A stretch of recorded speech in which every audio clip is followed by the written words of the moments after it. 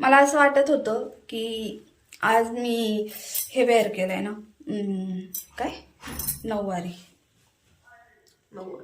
Means Maharashtrian look मी wear केलाय.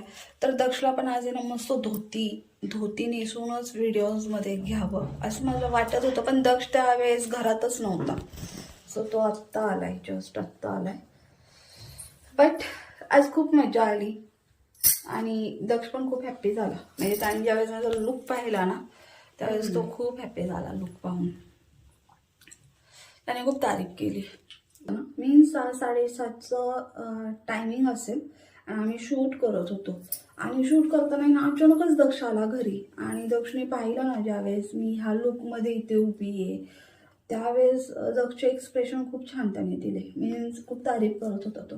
मलाही खूप छान वाटलं.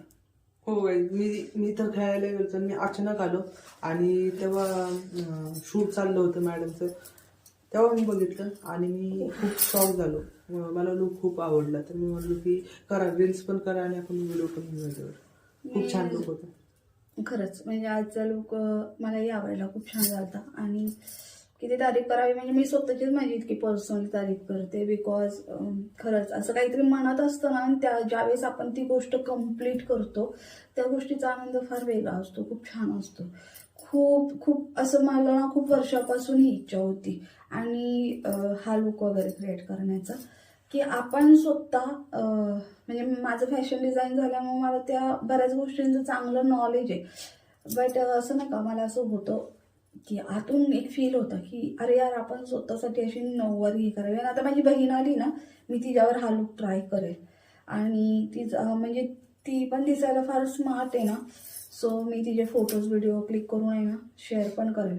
तिला पण हा लुक खूप आवडेल कारण की तिला आहे ना महाराष्ट्रीयन लुक, ती नेहमीच अशी साडीतच असते मग तिला तो महाराष्ट्रीयन लुक खूप आवडतो. त्याच्यामुळे तिला खूप आवडेल. ती आली ना तर तिच्यावर पण मी ट्राय करेल. काय म्हणतो? बरोबर असं घे.